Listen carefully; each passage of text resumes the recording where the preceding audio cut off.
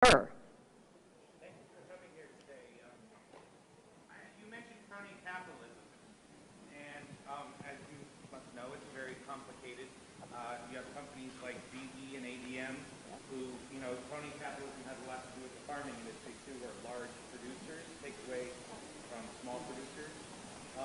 Having been on the other side, I don't know HP's record with respect to receiving funds from the government, but how do you combat something like crony capitalism in a real way? And also, it's true that Democrats have actually voted to support corporate welfare. And so have Republicans. Exactly. But Yes. Democrats have more. Yes. Democrats are worse, but we've done it too. So the question was about crony capitalism. I hope most of you could hear it. And so first let me say, look, I personally understand really well. A 9-person real estate firm can't handle the crushing load of government. A $90 billion technology company, that's what I ran, can. We could hire the accountants, we could hire the lawyers, we could hire the lobbyists. My husband Frank and I have been very fortunate in our lives. We can hire an accountant. My husband started out as a tow truck driver in a family-owned auto body shop.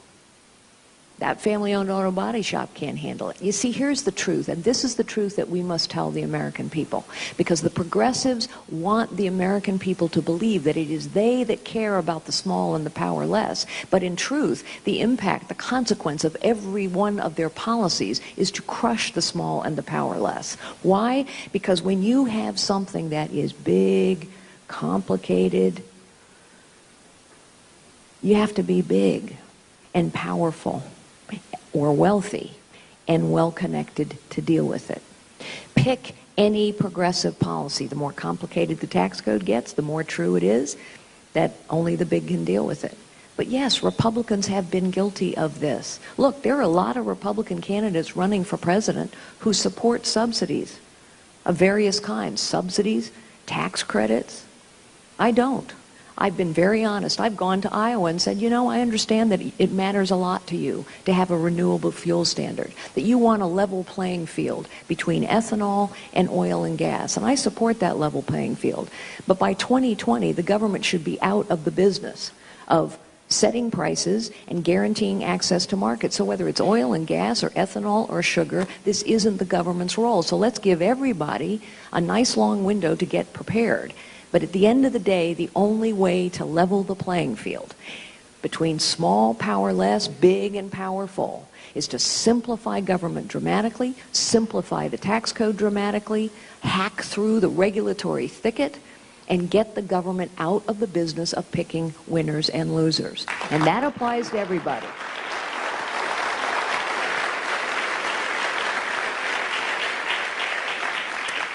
This is why challenging the status quo is hard. Because guess what happens when you decide you're going to go from a 73,000-page tax code to 3? Guess what happens when you say, you know what, the government shouldn't be in the business of picking winners and losers? What happens? Everybody that's benefited from that status quo rushes in to protect it. It is human nature. It is why change is always hard, because there are people who have benefited from the status quo. Companies have benefited from the status quo, politicians have benefited from the status quo, special interests have benefited from the status quo, and every single one of those groups is going to come in to protect what they have. Which is why the power of citizenship is so important. Ours was intended to be a citizen government. We cannot take our government back unless as citizens we are prepared to participate. So let me just use your question to say this. I am going to ask you to help me, because it is the only way we're going to actually take our government back. So once a week, I'm going to go into the Oval Office. The president has a weekly radio address, and I'm going to ask you to take out your smartphones. By the way, anybody still own a flip phone? Okay. You have to upgrade, sir. You have about 16 months. Start shopping. But the reason it's important is this: technology is a powerful tool. I will go into the Oval Office and I will ask you, my fellow citizens, please take out your smartphones. I'd like to ask you a few questions this morning. Do you think it's important that we know where your money is being spent and that we go to some version of zero-based budgeting? Press 1 for yes, 2 for no. This technology exists, ladies and gentlemen. It is a way to put pressure on a political system. Do you think, instead of a 73,000-page tax code, maybe it ought to be about 3? Press 1 for yes, 2 for no. Do you think we actually ought to, after 50 years of not doing so, that we actually ought to do a top-to-bottom review of every single regulation on the books and start rolling them back? Press 1 for yes, 2 for no.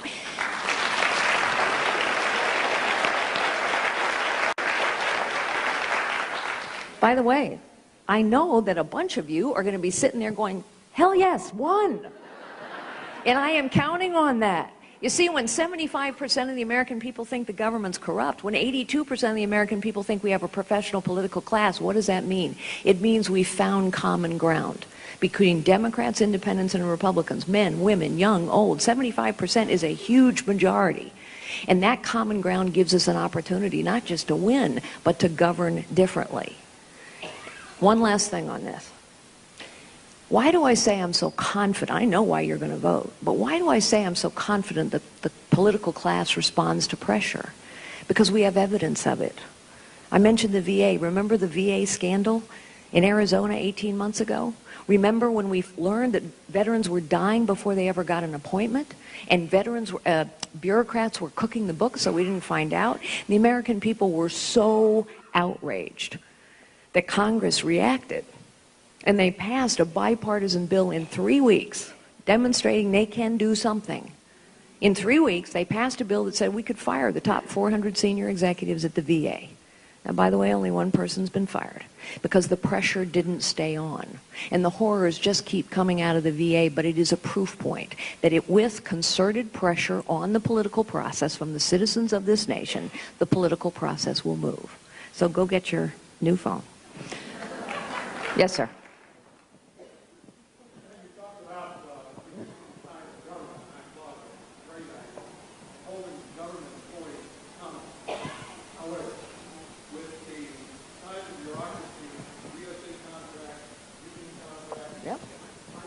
Yep, it's really hard. So let me just give you a couple things, and then there's a young lady somewhere in the middle. I'll come to you next. So first, we have not undertaken a major reform or rollback of regulations since Ronald Reagan. That's how long it's been. It can be done, but that's how long it's been. So we have a veritable thicket of stuff to get through. You're right. Here's a window of opportunity, though. In the next 4 or 5 years, 256,000 baby boomers are going to retire out of the federal government. I will not replace a single one. It is a window in time to make a big move. Second, if we go to zero-based budgeting and we establish that every dollar has to be justified every single year, guess what? There are going to be a whole bunch of dollars we spend that we shouldn't be spending. And by the way, what does technology permit us to do? Technology permits us to put every single one of those budgets out for everybody to see. And there are going to be things that people find completely outrageous. If you go from 73,000 pages of a tax code down to 3, you need a whole lot less IRS agents, don't you? If you start to roll back all of the EPA regs that this administration has put in place in the last several years, ladies and gentlemen, we're not even a nation of laws anymore. We've become a nation of rules. And who are these rule makers? The NLRB, the EPA, the FCC, who are these people?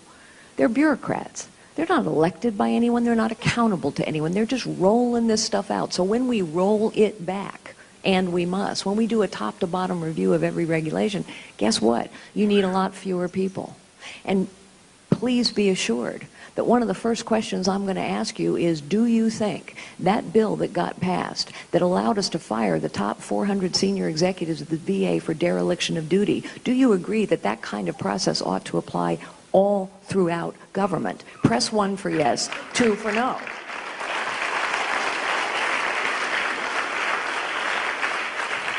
So we get it done, sir, by taking advantage of every single person that retires. We get it done by making sure that as we simplify and examine government, that we don't replace. We do it by making sure that every time we roll something back, the people who are responsible for administering that are no longer there administering it. And we make sure that there is consequence in the federal government for failure to perform. Question.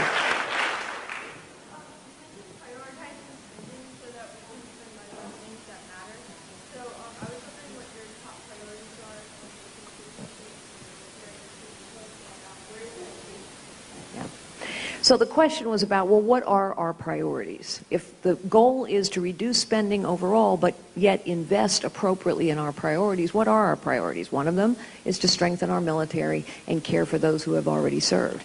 Let us start by saying that the federal government's priorities need to be those things that the federal government is responsible for. Constitutionally, there are certain things the federal government is responsible for. For example, the federal government is responsible for securing our borders, because if we cannot secure our borders, we cannot protect our sovereignty.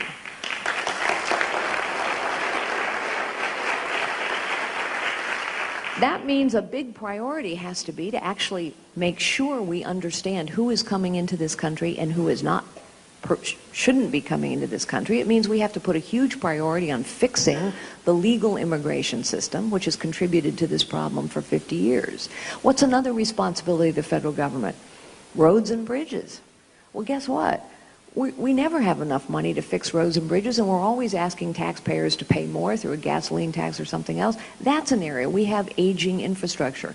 I would not do it by saying you have to have a union contract to get the work. That's how the present government does it. It picks winners and losers. Education is a hugely important priority, to the real point of the young lady's questions. But let us ask ourselves, what's been going on in education in this country? For 50 years, the Department of Education has gotten bigger and bigger under Republicans and Democrats alike. And has our quality of education improved?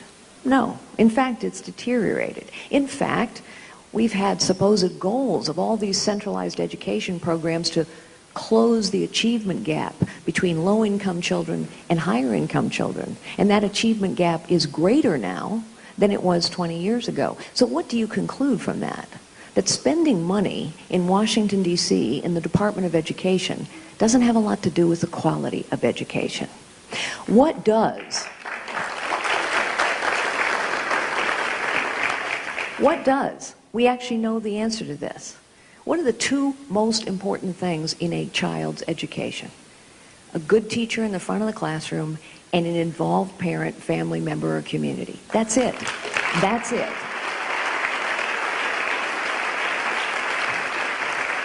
So we ought to have less power, less control, less money in the central government, and more power and control in the hands of communities and families. Because when we take away kids' choices, we take away their chances. These kids, these wonderful children who stood up and gave the Pledge of Allegiance, are at a charter school. The truth is, every parent should have as many choices as possible. Charters, vouchers, magnets, parochial schools, homeschooling, you name it. And this is an area where we have to have a fight with the other side, because the other side is totally on the wrong side of this issue, but they are also robbing too many children of their chances. Democrats are continuing to protect and preserve the status quo of the teachers' unions. And the result is that too many kids are trapped in failing schools.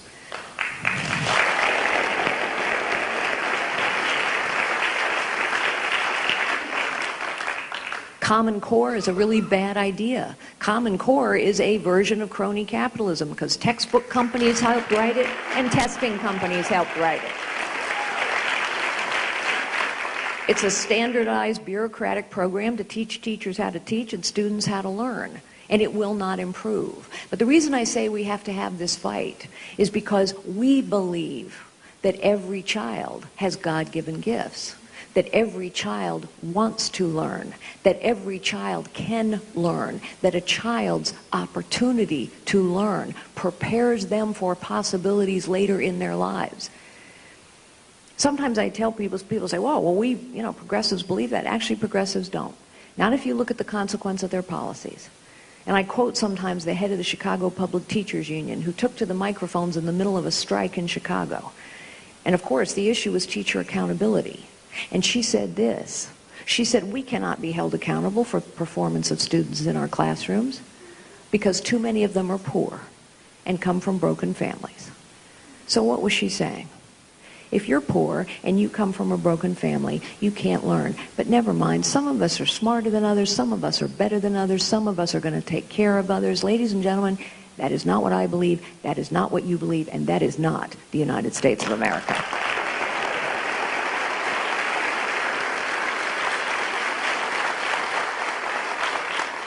And if we do away with all these Department of Education programs and put the money and the resources and the choices and the accountability and the power back where it belongs, in families and communities and states, then we need a whole lot less people in the Department of Education, don't we?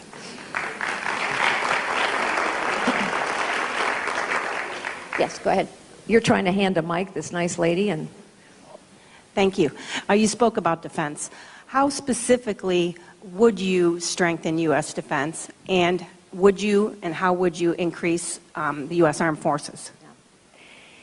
So, first let me say that in the Defense Department, I've advised 2 secretaries of defense, and in the Defense Department there's something called the tooth-to-tail ratio. Tooth, fighting men, technology, weapons, material, the tip of the spear, in other words. Tail, Pentagon bureaucracy. And the Defense Department has been measuring tooth-to-tail ratios for a long time, and we have the worst tooth-to-tail ratios that we've ever had. In other words, we don't have enough at the tip of the spear, and we got way too much in the rear of the caboose, right? So the short answer is we have to invest in tooth and we have to reform tail. But specifically, what does that mean? Well, first of all, let me just start with the most fundamental thing, ladies and gentlemen. We must honor. We must value. We must care for. We must listen to the members of our military services.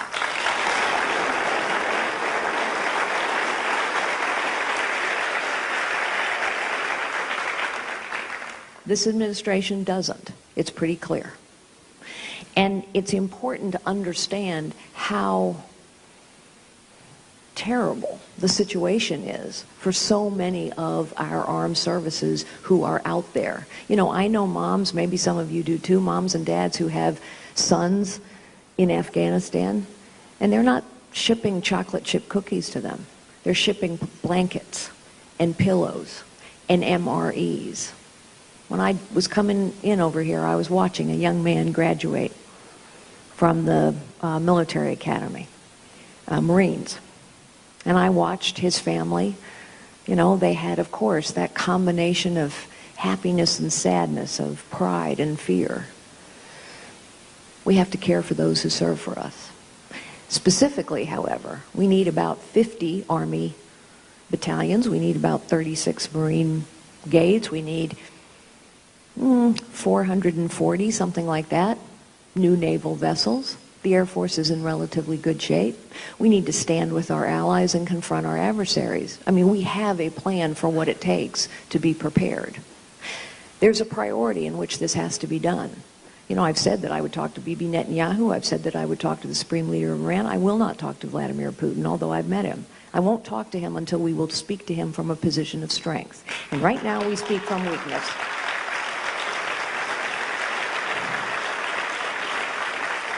And so specifically, one of the places I'm going to start is to start rebuilding the Sixth Fleet right under Vladimir Putin's nose, and rebuilding the missile defense program in Poland right under his nose, and conducting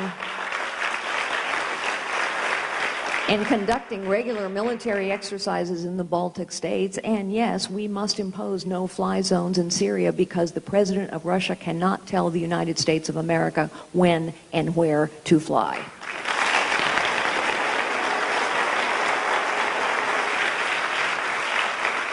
We have a whole series of allies who are asking us for help and support, so it's not just about our own military men and women, our own equipment. China is a rising adversary, and our allies, Australia, I just got off the phone with the foreign minister of Australia. Australia, Japan, the Philippines, all have asked us for very specific support, technology, intelligence sharing, weaponry in some cases to help them help us push back on the rising adversary of China. We must do that. I will. And finally, we have the whole set of allies in the Middle East who also know that ISIS is evil and must be defeated, but we have denied them their most basic requests. We have denied the Kurds arming them. We have denied King Abdullah of Jordan, a man I've also known for a long time, the bombs and materiel he's requested. We have denied Egyptians intelligence sharing. There is a whole set of things that we must do not only to build up our own military capability, not only to value and honor those who serve, but also to help our allies help us. And they will help us, but they need to see leadership, support, resolve, and strength on the part of the United States of America.